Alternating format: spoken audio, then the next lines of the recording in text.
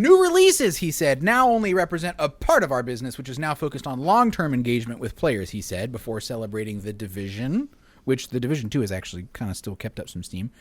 For Honor, which had a moment. I don't know if people are playing that like today.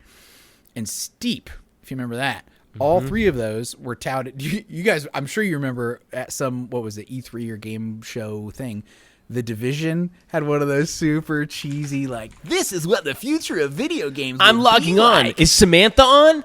Here I am, joining now. Whoa, we need help. Mikey. Oh, it's an airstrike. Oh. Yes. I wish Matthew could get off his shift at 7-Eleven and come help us out. Checking in from my mobile phone.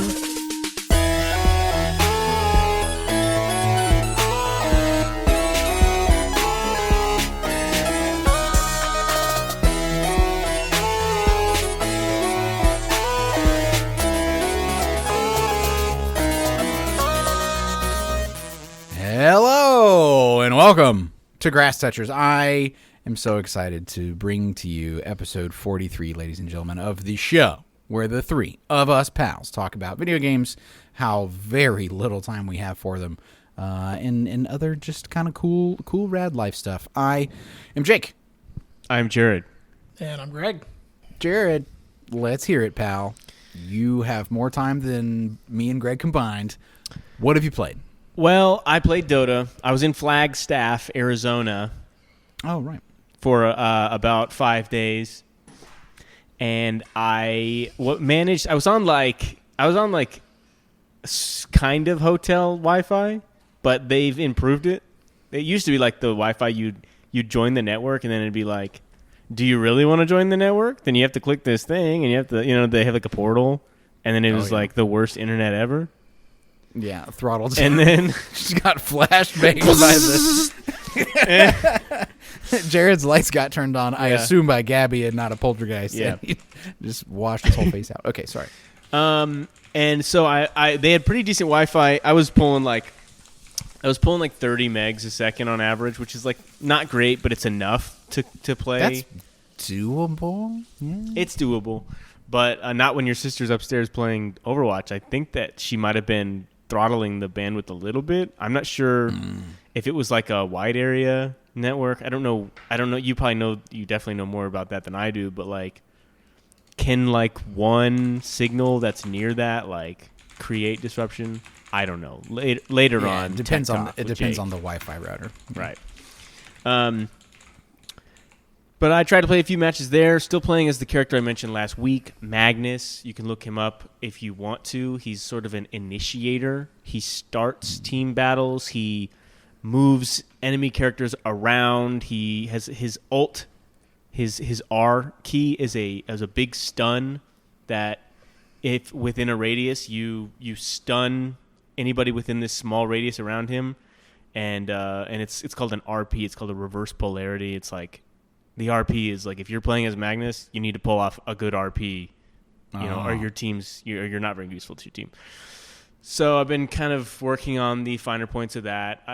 It's been tough. It's been tough, dude. It's tough to be at the closing minutes of a game and like you're losing, the game's ending and you're losing, and your team kind of all looks at each other in a way and goes like, "This was Magnus's fault." And I'm like, they're right. Shut up. No. They're right. It was me. I blew this one. But I've been having fun with that. Outside of that, my wife has been playing Spyro the Dragon, the second one. She beat the first one. Oh, yeah. And I've been helping her do that. And I, you know what I haven't been playing? Go on. Fartkov. That's what I haven't been playing, dude. I won't do it. Degscape from Fartkov. That's right. Other than that, I've been thinking about that game Beachhead, the arcade game. You guys remember that? Beachhead? With the big like thing that you put on your head, and then you could like you were shooting guys on like the beach. Was that what it was called? Beachhead? Because I remember that actually. It was like, it was a gyroscopic It was like the great grandfather of VR. Yes, it was. Like you pull this thing onto your noggin, and it's like this blown out like swim goggles like viewport thing, and then you had like triggers like on that. Yeah. that you held onto, and there was like I think a finger trigger and a thumb button, maybe. Yeah. I just was thinking about that this week. That game was kind of cool, and I just remember going to like Peter Piper Pizza, and seeing like a 47-year-old man in like New Balance, like with that thing on his head, and he's like crouching around and like lunging around. It was like, wow, I guess this isn't crouching for me. Around, getting it. This is for the adults. And he goes home and he watches the History Channel and military history documentaries. Yeah, he just imagines he's General Patton. yeah. So yeah, that's what I've been up to. Playing Dota. The game for museum dads everywhere. Man, we need more of those. I am one. I am absolutely a museum dad, dude. I will slow down. I'll read every placard. I'm like, honey, that's very interesting. Did you know at the Battle of Troy, they used these to... like, right. I love that stuff. Right. Every lieutenant in the Roman army was required to have an erection when they woke up in the morning, or else they would be demoted. According to this plaque, it's history. It's history. It's history. Don't get mad at me. Don't shoot the messenger. I'm just a messenger. Yeah. Sorry. My wife's right here. She's not liking that very much. So, Deg, what's up with you, man? Well, I actually did play a single video game this week, a few days ago. Yes. Recently, the Metal Gear Solid Master Collection Part 1 was released on Steam and on PlayStation 5 and Xbox, I'm assuming. And so I bought it, which it includes Metal Gear Solid 2 Sons of Liberty, and Metal Gear Solid 3 Snake Eater. First game was for PlayStation, second two games are for PS2. Now, are these sort of like remastered in any way, or are they just the OG? They're like the OG games, but it seems like the audio's kind of been remastered a little bit. But they have like art books and all sorts of just like behind the scenes stuff. It's pretty cool. Neat. And so I played Metal Gear Solid 2, which have either of you ever played that game? I can't say I have. I told Jake this the other night. I feel like Metal Gear Solid that's a Jake game. Like it's like tactical shooter. Like, yes, it's third person, so not quite what his speed is, but it's well, but you like SOCOM, dude, right? Or not SOCOM? Desert Splinter Storm. Cell. Oh, Splinter Cell, dude? Yeah. Yeah, you could say that. Yeah. So, Metal Gear Solid 2 is an interesting one because it's kind of the redheaded stepchild of the original trilogy. The original Metal Gear Solid is just like revered, beloved PlayStation 1 game, genre-defining game. And then Metal Gear Solid 3 is also really beloved because it's kind of this early Cold War era time period. Basically, without like diving into it, but like the general story of Metal Gear Solid is that it's like alternate timeline Earth, where when the Cold War started, the world was basically divided into eastern half and western half, right? And the way that they kind of vie for power is through the creation of Metal Gear, which are like giant mechs, basically. So Snake Eater is pretty popular because it takes place like in the 60s, when Metal Gear, instead of being a mech, it's like a tank with nukes on it, right? Come on. And so anyways, 1 and 3 are kind of like just widely regarded in that community as being perfect. So 2 is an amazing game. It's an incredible game. But it's not like the fan favorite. Most people's fan favorite. And it was a blast. That I'll say this: the controls are a little less intuitive than 2024 controls. Sure. Are you going like Steam Deck or controller on your PC, or how are you playing? Controller on PC. Okay. And so, excuse me. Actually, the version I played the other night, I bought it a second time on my PlayStation 5, so I can play it in my living room because I'm just forking over the cash. Just Scrooge McDuck over here. And so playing on my PS5 controller. But one of the things that's like not as intuitive about it that is exactly as it was in 2002 or whenever the game came out, 2001. Okay. It's a third-person game, and then you can switch to first-person to be more accurate with your gun. Which kind of the whole hook of the whole game is you can play kind of two main ways. One, you can try and sneak your way through the whole game with a tranquilizer gun and just knock people out instead of killing them. And you can do things like hide them, and you can like take their body and drag it and hide it in a locker, or you can put it in a trash can, or you can hide it out of sight until they wake up so that no one knows you're there. So you can do the whole like tactical like sneak around thing. And there's a collection mechanic where if you like hands up freeze at someone long enough, they like shake and their dog tags fall off their body, and you collect their dog tags. And if you collect like every dog tag of every enemy in the entire game, you get some sort of unlockable, right? So there's that way, which is cool. And then there's just like kill people.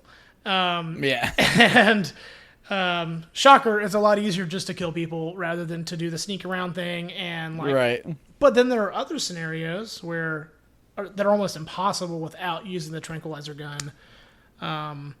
And so it's pretty cool, but like the only way to actually be accurate with the gun is to go into first person mode. And just like the kind of shoulder button wizardry you have to do to like rapidly switch to first person, pop, switch back out, roll, hide. It's just kind of, it's very early PS2, you know? Right. And it's, I'm going to try and play it on Steam Deck. I don't imagine it would be very enjoyable. I don't know. I could be wrong, though.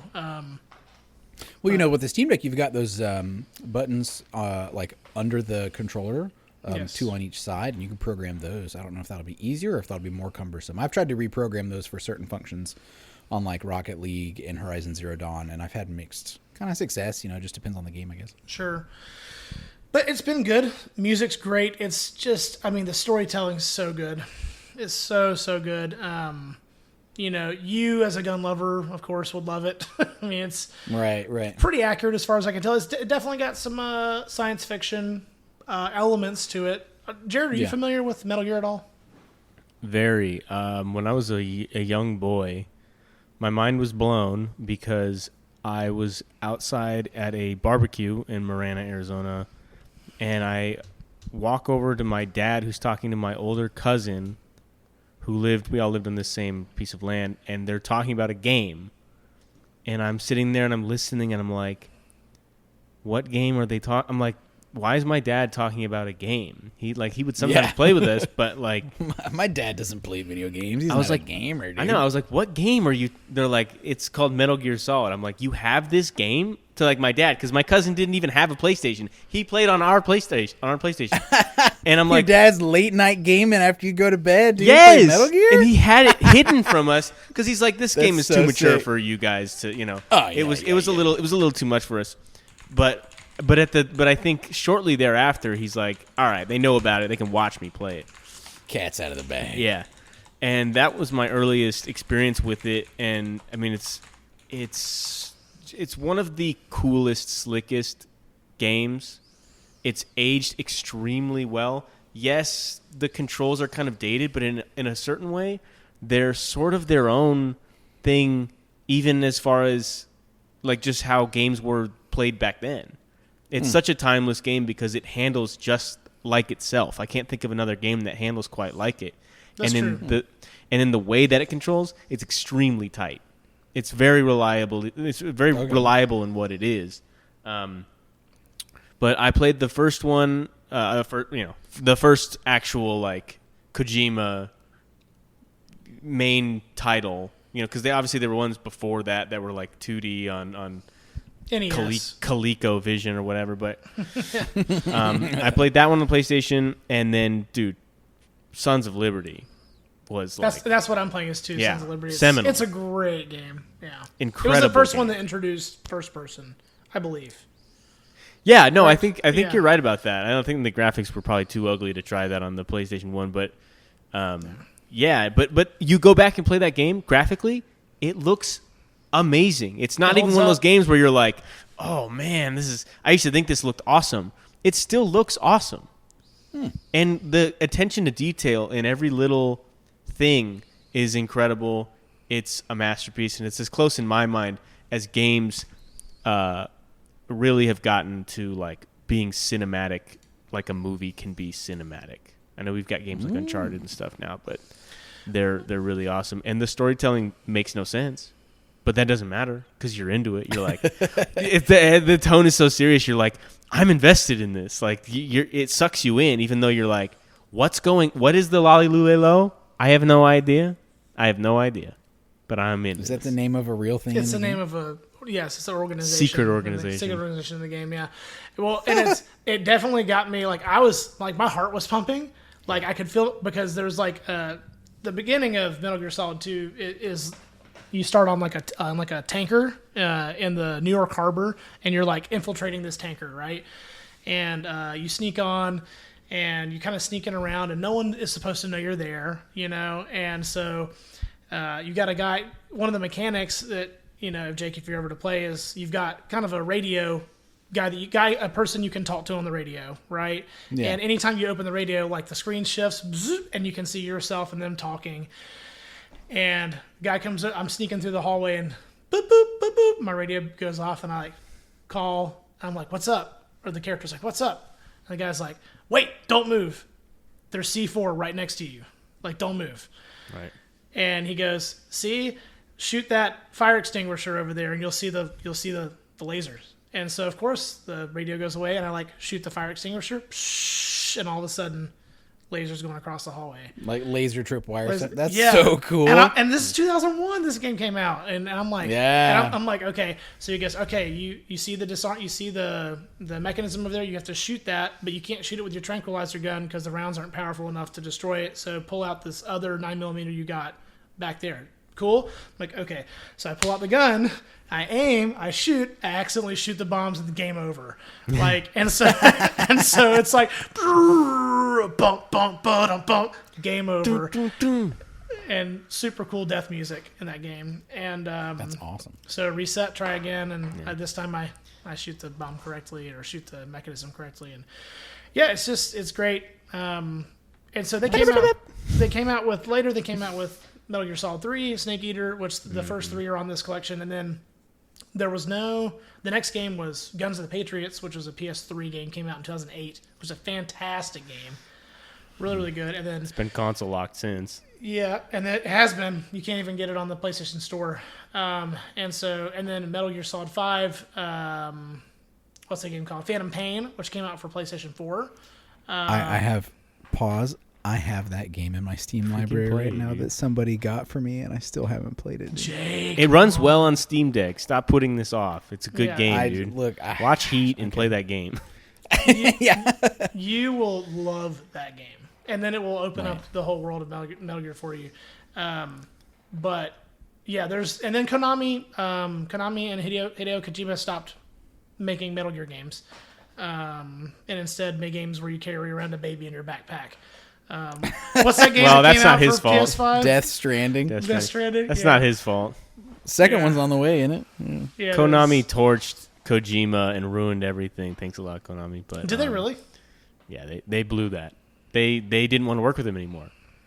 And to be fair, he's like a very he's a visionary, right? He's a creative. He's a what's the word? He's an auteur. He really is. Yeah. I mean, he's a really creative guy, and people like that are hard to work with. And large corporations don't hardly ever see eye to eye with creatives. Now. They just look at their bottom line. They're like, no, we don't have to bring in.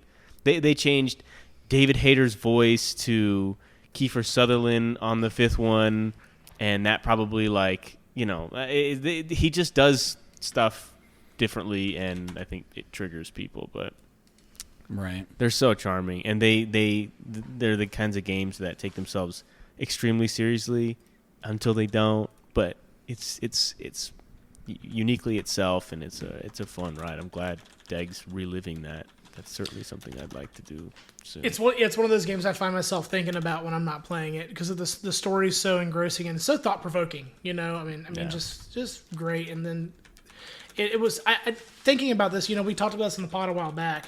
I brought up the fact that I did not grow up being like a gun kid. Like I didn't grow up with guns as a kid. Like I didn't grow up. Shooters were like not my brand of game. But thinking back, Metal Gear Solid. Those games were the first games that like I enjoyed playing that were shooters. And it's not really a shooter like COD is or Rainbow Six is. It's not that at all. It's way, way slower paced, way more tactical, which is why I think Jake would really like it. But yeah, that's what I did this week. Played that and kind of brought back some memories, and it was a blast. What about you, Jake? Big time. Dude. That's awesome. I want to say vicariously through you. I love that you got to reattack on a game that you remember so fondly. I played more Horizon Zero Dawn, and I played Tarkov. We played a little bit last week after we recorded, but it was just a tragedy. It was not very good because as I think we kind of alluded to. With the Instagram picture I put up for episode 42. I don't know if you guys saw, but I put like a screenshot from when we were at the start screen, and I'm like, I'm tricked out with like a drum mag FAL, and Jared's tricked out with a couple of guns, and then Deg's off to the right, naked and afraid. And I was like, I put an arrow that says Deg. We tried last week to bring in, and I have some video, but it just wasn't worth posting because all we did was die the whole time. I don't know. Maybe I'll make it into like a stupid montage at some point. But yeah, when we played as a group in Tarkov last week, we tried to bring in gear for Greg, and we forgot that if somebody comes in naked, the scavs and even PMCs, I think it turns out, totally aggro you. And so we would catch the attention of all these AI right after we spawned in. And Greg's like literally getting dressed. Greg's like putting on plate carriers and getting his gun, and he gets shot in the head. And it's like, oh my gosh. But solo, I got a couple more quests done, just really sort of lazily like pick the lowest hanging fruit of the 1,400 quests that are on my like task list. And I go, oh, my operational is on woods, and I have a quest on woods where I have to go stash like 4 clothing items on the dock at Sawmill. So I knocked it out. I shot 3 scavs in the head from 50 meters or further. I stashed those items at the dock. Didn't get, aggroed by Sturman or nothing.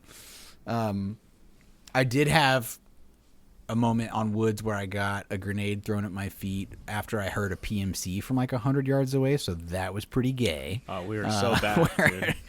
He's over there! Yeah. Tink, tink, pow! I'm dead. But one of the cool things that happened during all this was I had some patch moments. There was an in-game event where there's mortar strikes on 4 of the maps, and for the listener that has never played Tarkov, there's never been this kind of thing before. There's never been large scale like explosions or like zones that are dangerous more so than others. Other than like say the presence of a boss, right? If you hear that there's a boss over there, yeah, sure, that I guess you could say that's an in-game event. Don't go over there, you'll probably die. But what's live now in the PvE environment is the transit stations between maps, which is interesting. I have not seen the marathon quest. I don't think that's live, but you can transit between the maps now. Oh. So you could just stay in raids for like a long time if you care to. I think I'd like to do that at some point with the 3 of us. I don't know. Yeah, sounds cool. And just kind of see how it goes, transitioning, try to survive like 2 or 3 maps in a row. You know, and just at a certain point, you can only bring some because you're going to need more ammo, you're going to need more grenades, you're going to need more meds. Right. Like, do you bring enough food for 3 raids? No, probably not. You need to go loot some. So on Woods, I'm doing a couple of quests because of the operational and because of the other stuff. And I was like, you know what? Let me keep it rolling on Woods. I got some guns I like. I got an SR-25 back in insurance. And I was like, I got this 300 Blackout back from insurance. And I was like, yeah, let me take this MCX out there and yat up some guys. Nice. So, and then I had, after I had a couple of PMC runs on Woods, I had a quest for my scav from Fence to extract one time on Woods from the UN roadblock. And I was like, you know what? Let's roll the dice. My scav has like a Vepr hunter, so I've got some range. Like, let's go in there. Let's see what happens. So I go scav. I spawn near scav house. I absolutely have UN roadblock as an extract, and I make my way that direction. I'm like, oh, cool. This is interesting. I also have a pilgrim, so I go real slow, and I fill that backpack up with just goodies, And I hear action in a couple places. I just kind of dodge it, I go like through some areas where I think there have been PMCs nearby, but I've just like ignored them. And then I hear the mortars start going off, dude. And I completed the quest where I went to a mortar zone and like got the little item that if you're playing as your PMC and you have the item equipped, it'll tell you like, hey, mortar strike at Tarcone, like watch out. And then you just don't go near there and you're okay. Sometimes it starts in the area that you are currently sitting at and you are boned. So you need to like get indoors or die. But as a scav, obviously I don't have that item. So I have no idea where it's coming. I just kind of try to echolocate like, all right, I think it's way over there. I think I'm good. Well, I hear it at that like Emercom, like the place with the med tent and all that stuff on Woods, you know, the like outpost. And so I'm going from like Scav House up by the sawmill, and I need to go that direction to get to my extract for this stupid Scav quest. And I hear a bunch of movement in the bushes, like a little bit far away, near there.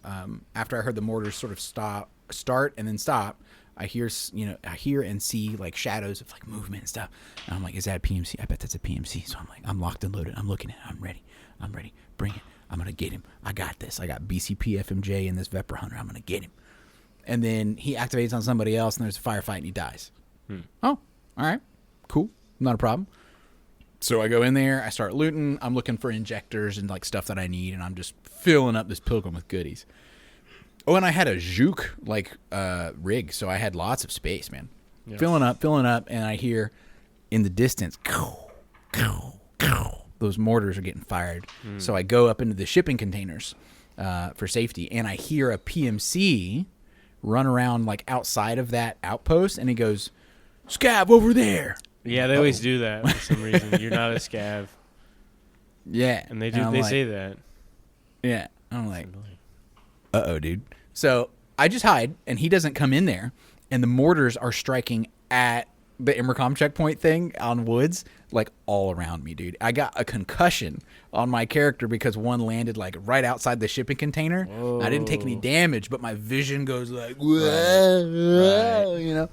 And it was pretty wild. The way that it works in that game is like, it's not like in Helldivers where you see like mushroom cloud, you know? It's like quasi-realistic where there's just like a flash of an explosion and a crazy sound, like as usual, right? The environment and the sound design and the atmosphere in the game is very, very good. So it finally calms down. I go out. There's like 4 dead PMCs that all got blown to smithereens, all up near Emercom, and I've got a pilgrim that still has a few squares empty. You know, so I go in there. I'm like throwing off I got like that half dead like white 3M armor. I throw that off. I grab his armor, and then I grab this, and I grab that. And then I find like a Beta 2 backpack, and I shove that inside the pilgrim, and I'm shoving more stuff in there. I'm just eating up all this loot. Oh my gosh. And I'm ready to leave. And I'm at, I think the max on this Scav is like 80 You're or a 79. loot pervert, dude. You're a loot absolute. I was a deviant. and then I hear the airplane, dude. I hear the cargo, the C-17. No, you know how it gets like are a deafeningly pervert loud. if you went for this drop, dude. Guess where it drops, dude? Oh no, like 50 feet north of me. Oh no, it just books, red smoke, boop, lands right there. Dude. And there's nobody around because they're all dead. All the PMCs that were anywhere near me have been decimated by mortars. Wow. So I'm in the clear. So I go over there. And I go through my pilgrim and start chucking stuff because there are 6 radar station repair part kits, which you need 2 of for the event quest for a peacekeeper or somebody. It's this limited time, stupid little thing, but these items are like 3x3, like giant, sort of car battery, but slightly bigger kind of items. And so I had to chuck a bunch of stuff out of the pilgrim that I had got. But honestly, it's not like it was a bunch of lead X's, right? So I just kind of tossed a bunch of stuff out.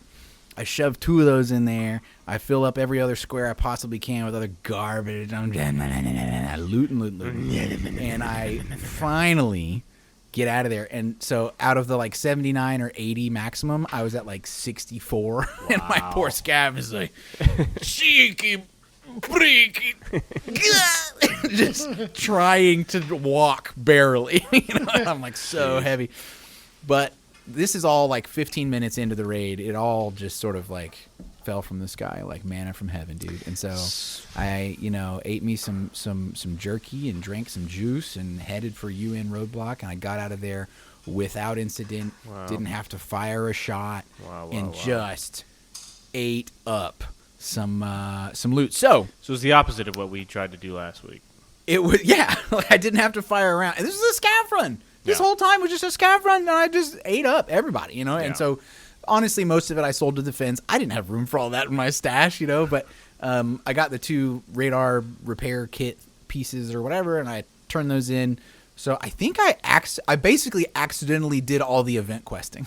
Like I sort of knocked it all out where I had been to a mortar location, and I got kills with a mortar because I was a PMC that had the item in my inventory, and people died to mortars.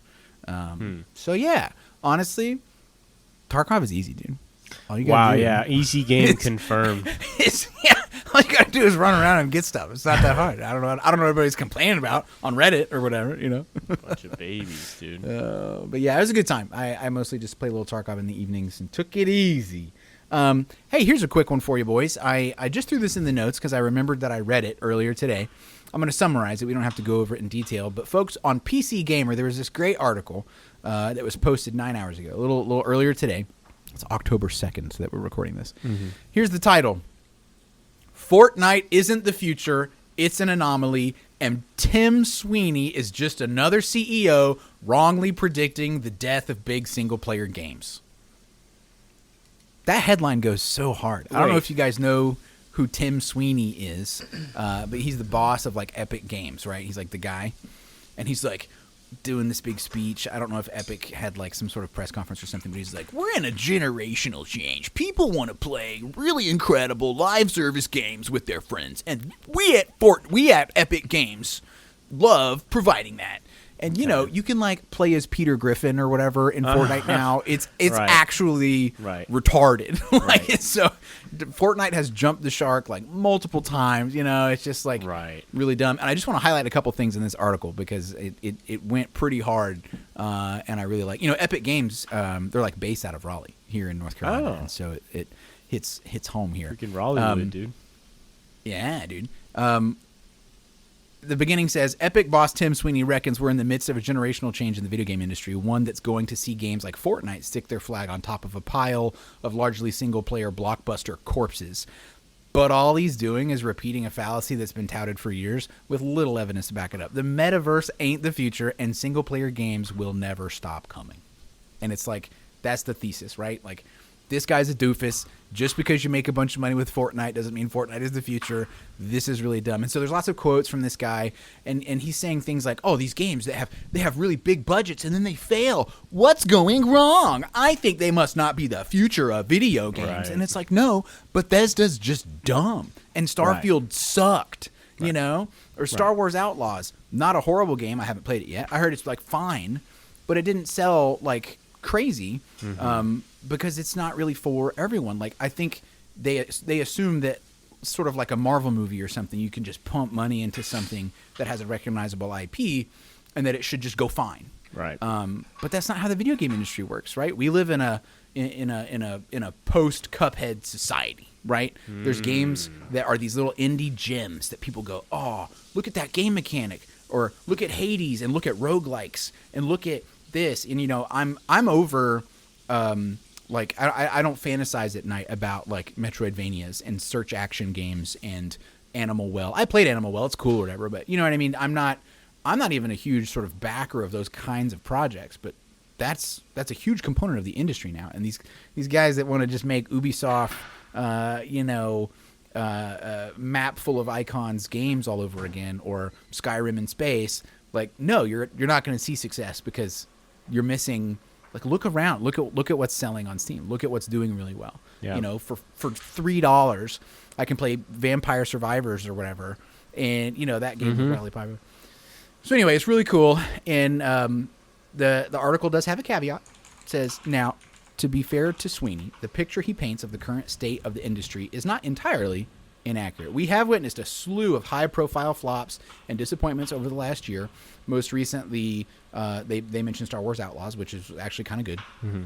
And there's no denying Fortnite is a gargantuan powerhouse, which somehow, along with like Roblox or Minecraft or whatever, it demonstrates the popularity of not just a game being multiplayer and big, but being like a whole social space, a social platform.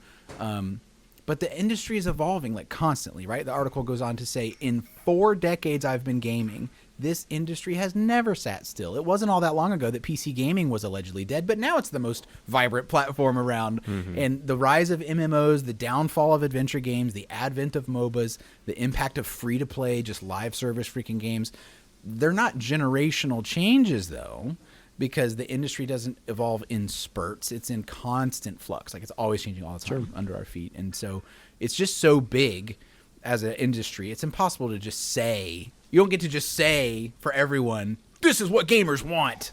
Right. This guy is clearly blinded by the gazillion dollars that Epic has made with Fortnite. Of course. And he's like, we're doing it right over here. Everyone should be making Fortnite clones. Right. It's like, no, shut up. But Yeah. Anyway, you guys can browse this article. I linked it in the document. Do you have any kind of input? How do you feel about the industry kind of as a whole right now? Because, I don't know if you noticed, but we're podcasters. We're basically in the games industry now. Yeah. We're in the industry. We are industry people, and I make as much money as Tim Sweeney. That's right. You heard it here first, folks. Grass Touchers is the first billionaire podcast. Bajillionaire, yeah. I don't have any license to really weigh in that much, but I will say that there is a rift between the games as a service model and strong narratives. We're talking about Kojima earlier, and it's like there are people who are extremely good storytellers, and if I had to guess, I would think that this business ran them out on a rail a long time ago, because video games, you're supposed to fit a certain mold, and I would think that the people in charge of the money are like, we're not making a movie here, we're making a game, so there's a balance that needs to be struck between how fun something is and how compelling it is. Yeah. But there is a serious problem with people putting all their eggs in certain companies' baskets, because Bethesda is a good example. It's like they knocked it out of the park so hard 20 years ago, and they've been riding off of that high since. Yes, dude. They haven't even hit. They haven't hit a base hit since, in my mind. Since I agree. It's been Fallout a decade 3. since Bethesda has done something Since that was Skyrim. sick. Skyrim was pretty incredible. I mean, it really was, especially for the time. When did Skyrim come out? Well, 13 years ago, not 20. That's what Right, I'm saying. right. Over a decade ago. That's all I mean. That's what I mean to say. Is that you're right. in about a decade, Bethesda hasn't done anything that was like, oh my god. Yes, correct. Right. And since then, everybody is on the edge of their seat. What are they going to do next?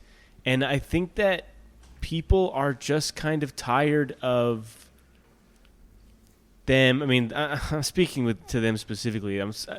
I'm tired of them trying to shove Skyrim into another box. They tried to do Skyrim in space, and it's like that. I don't think I care about that. Yep. Are you innovating at all? Is there any anything interesting going on here? Are you being too ambitious? It's like they made what's it called? Starflight? I believe it's Starfox. Starfox. They made Starfox, and I was like, Fart who's field, this dude. Slippy guy? Fart box. Why is this guy?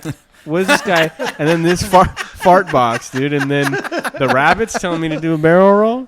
Fart box, Series 6. Yeah. Why don't you do a fart box directly into my fart box? What was his name? Hoppy. What was the rabbit's name? Hoppy.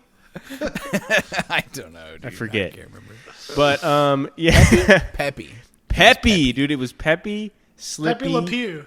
Falco, Elmer Fudd, and Foghorn Leghorn. Those were the Starfox team. Can we Can we please get Foghorn Leghorn mod Do they have for that? like an N64 emulator? Why I say, boy, do a barrel roll. Do a barrel roll, boy. Yeah, dude. Yeah. Oh my god, I would die. Okay. I don't even know what we're talking And then about. what's but his name? What's the frog? What's the frog's name? That like Slippy. kicks? Slippy. No. the Oh, frog- Michigan J Frog. He's like, hello, my baby. Hello, my honey. Hello, my Watch out for Dog Wolf there. How have we not become millionaires overnight? That's- Speaking of the games industry, sounds like we need to disrupt the industry with our incredible ideas. Yeah, dude, we need to get in there and get our ideas. That's not going to get Nintendo canceled immediately. Putting probably the most racist cartoon, one of the most racist cartoon characters of all time in there. They'll be public domain before you know it. This is where the money's at. It's You true. go find some racist old cartoon and you Yeah. polish it up just enough to not get canceled. Right. And you throw it in a game and you make it an indie game and it sells like hotcakes. There you go. Yeah. All right. Well, we'll get on that. But Bethesda Anyway, will. so Starfield Or Bethesda- sucks and Bethesda is not innovating whatsoever. They need to fix They're that. not innovating, and honestly, it's so funny because you talk about huge games, AAA games like that, and their writing. Those games were never popular because they were well written. They were popular because they broke new ground, Yes. and they were RPGs that on a scale that hadn't been done before. And to be totally honest with you, I'm trying to think of the last single player game I played, because I'm trying to find a way to bridge the gap between how I think Sweeney's wrong and my own personal gaming habits, because I don't play single player games anymore, and I wonder why. The Uncharted series was an incredible ride, but games don't pull me in all the time just because they are built to be narratives.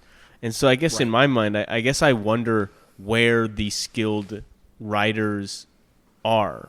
I didn't play God of War. I heard God of War was a great story. It had great voice acting. Right. It was very epic, and I just don't feel like I even see that anymore. It's not that Fortnite. As somebody who's recently replaying Horizon, I think that's another example of a well-written, original IP, new story, really interesting, twisty-turny, kind of sci-fi, like a weird art style that has a reason behind it, and that reason kind of comes out through the story.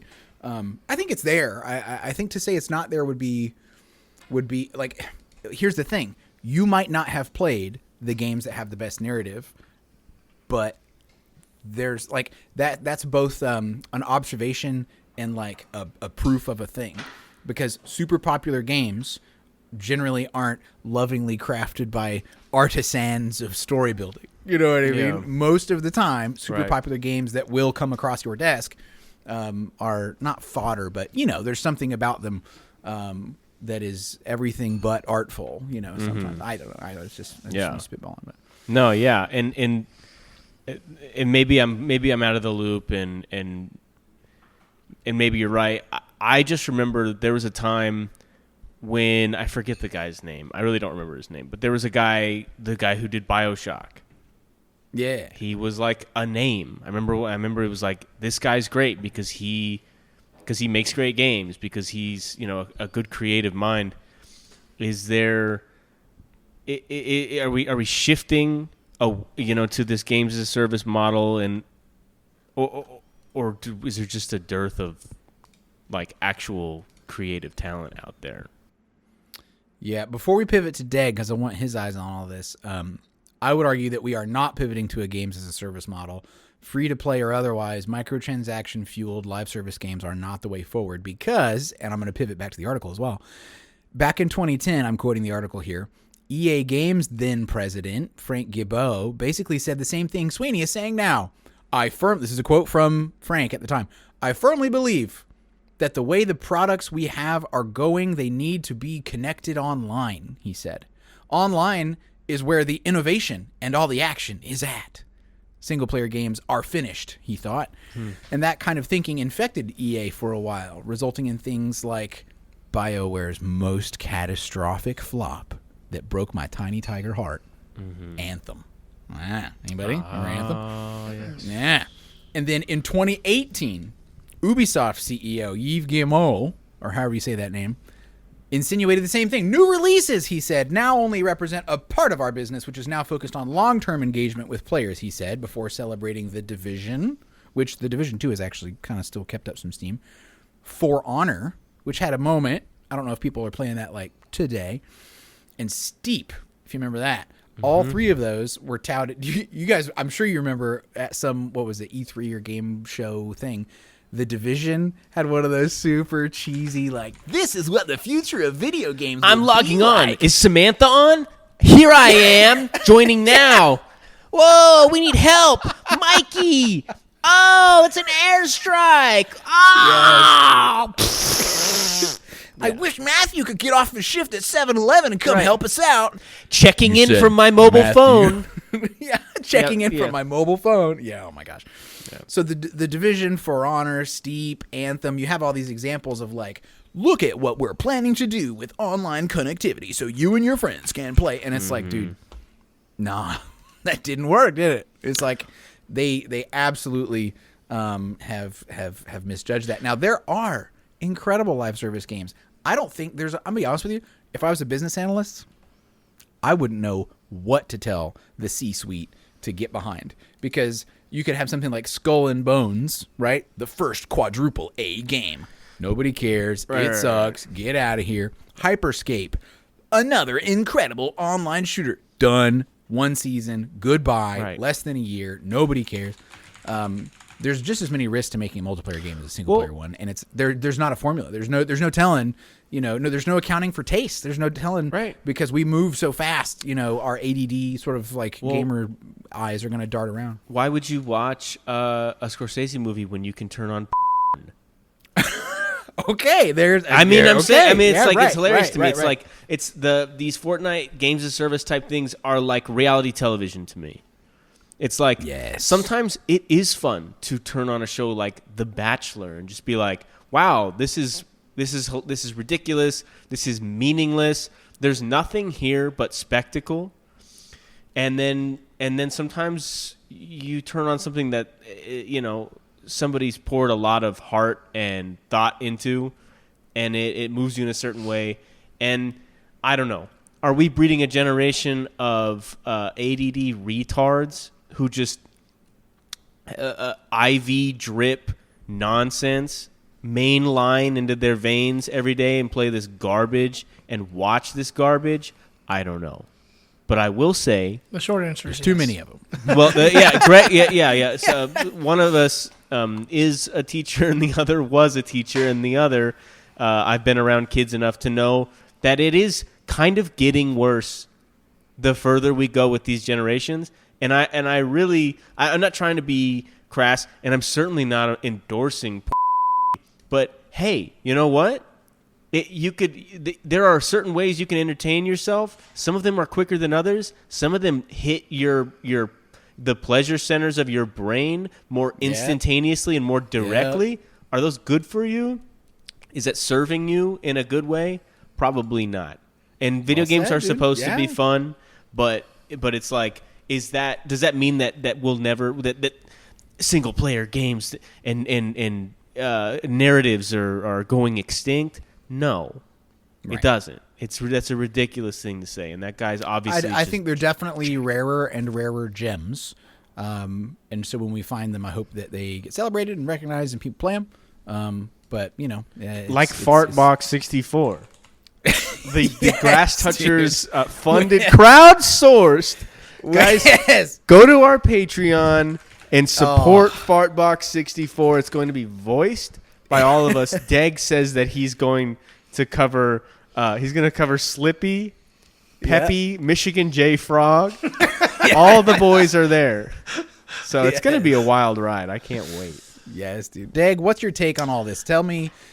You're a titan of industry. You have a podcast about video games. Tell me your thoughts about all this kind of stuff. Me and Jared accidentally stole the conversation a little bit.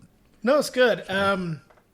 I you have two thoughts. Well, I have lots of thoughts, but kind of to distill it, I would say this. Some of my fondest memories playing video games are playing multiplayer games, right? Playing Halo 2 with my buddies, right? Or playing Siege during COVID. Siege during COVID. Or, Siege during COVID. or Tarkov, or playing PUBG, or playing World of Warcraft, which I used to play a lot of when I was younger. Those are some of my fondest memories. And I'm sure that if I actually gave Fortnite a chance, I'd probably like it. I probably really would. It'd probably be fun. However, at the same time, some equally fond memories are of me sitting alone in my bedroom and meeting Jolene Bendo for the first time in KOTOR, or exploring the Tomb of Mark Aragnos, or doing the KOTOR thing, or playing Super Metroid when I remember being 8 years old and beating Super Metroid by myself in my bedroom. And That's pretty good. 8 years old. Damn. And then 2 weeks later, I printed off a walkthrough from GameFAQs. Yes. Dude. Printed, which took ages to print because it used to with the ASCII art at the top taking up like a half a page. Yes. Printing a strategy guide walkthrough for Legend of Zelda: A Link to the Past for Super Nintendo, and so that I could find every heart container in the game. Right? And he's been a completionist from day one, ladies and gentlemen. That 100% Elden Ring playthrough didn't come from nowhere. It didn't. It didn't. I got them reps in early. That's right. But those single player experiences brought me joy. Right? Yes, dude. And there's something to be said for being in your own space and just being alone and enjoying a work of art. Right? Yeah, and for sure. And to me, I personally, as much as I love playing games with you guys, if I had to pick which kinds of games I've had more like defining experiences as a gamer, I'm not talking about defining experiences with my friends. I'm talking about defining experiences like playing a game. It would be more of them were when I was by myself, Yeah. Oh, sure. Sure. And so, no, that dude can go pound sand. Fortnite is not the only future of games. Right. I don't think single player games will ever go away. And in fact, looking at my Steam library, first of all, I just bought the Metal Gear Solid Master Collection. The fact that that's being re-released that's those are exclusively single player games. Should tell you right there that. And then I've got Red Dead Redemption 2. Yeah. Oh my gosh. And Baldur's Gate 3 is technically co-op, but like most people play that game by themselves. That's a single player experience. It's a great game to play by yourself. Turn the lights down, sink deep into your chair, and just like go on a friggin' adventure, dude. Yeah. And so, no, and then talk about it later with your homies because you all had different experiences, all that kind of stuff. Yeah. Yeah, like that one time when there was that spider boss that Jake and I both fought, like within the same day as each other. Yeah. And listener, go back and listen to that episode. Check out our Baldur's Gate 3 content. It's pretty good. And to come to find out, you did it one way and I did it a completely different way, and that's right. Both ways worked, and that's not a Baldur's Gate 3 exclusive thing. Like KOTOR's a perfect example of a single player game you can play 100 different ways.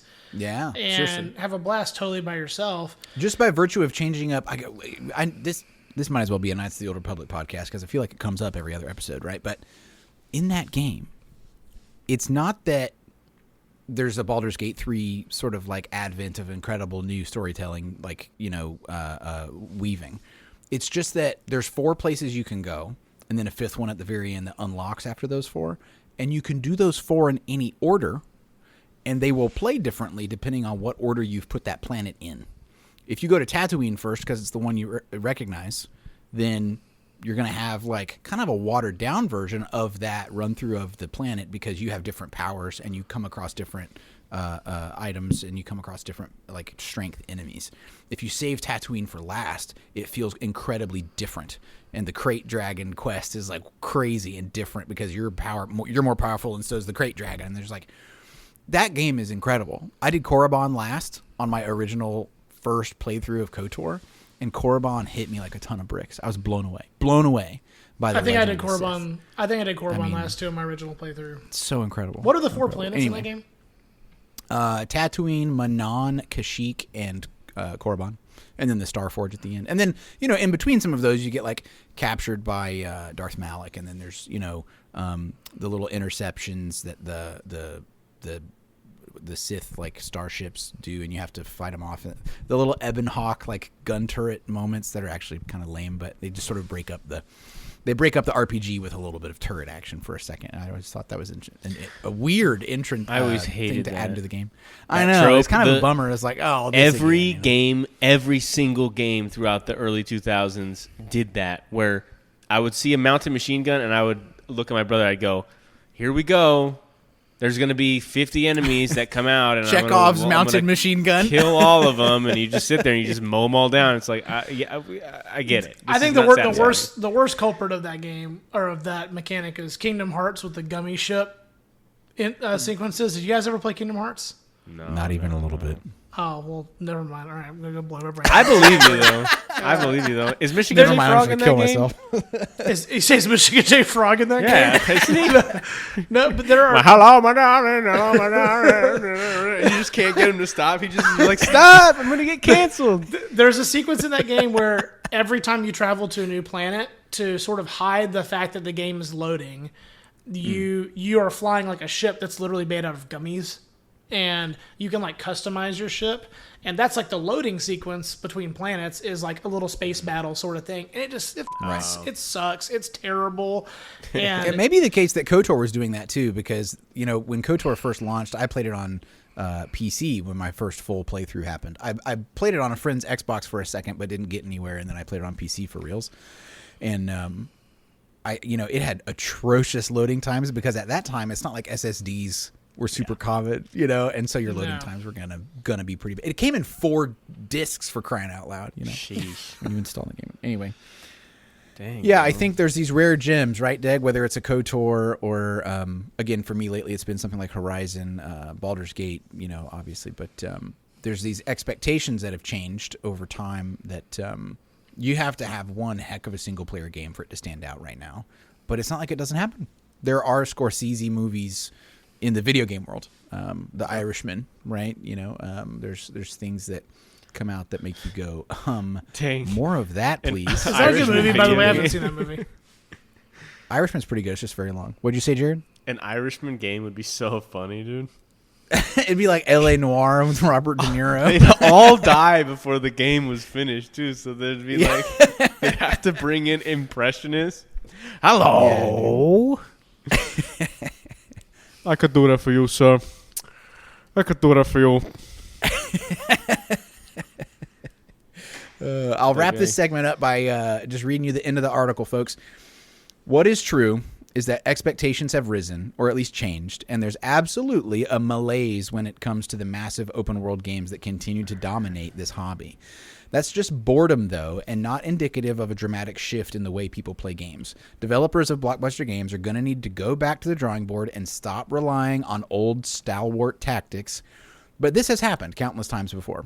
Every genre starts as a novelty. We get sick of it. Developers adapt. This is business as usual. So you can file Sweeney's speech away in the same place you put all the over-the-top claims about how AI will improve everyone's life or we'll be living on Mars in a few years. This is another CEO trying to usher in their ideal future by spouting a lot of rubbish. Right. Trying to hold down the little man, trying to keep us from making a game that stars Foghorn Leghorn as Starfox. Starfog. Starfog. Starfox 64. McDonald's. Dude, that's the sound that when you know how the bombs in Starfox were like Yeah. like really, really big. Yeah. We'll put in. He'll drop. Yeah. He'll drop a bomb. Be like, try your bombs. Right. Yeah. Mushroom cloud. Yeah, dude. That's so sick. Oh Man. Ladies and gentlemen, thank you so much for joining us for episode 43. It's been a pleasure as always. Find us on YouTube, on Instagram, at 3GrassTouchers. We appreciate all the engagement on any platform you may desire. Let us know what you think. Hit us up, comments, DMs, like, share, subscribe, follow, etc. We love you, folks. 43 episodes going strong. No signs of stopping. Get out there. And until next week, touch some grass.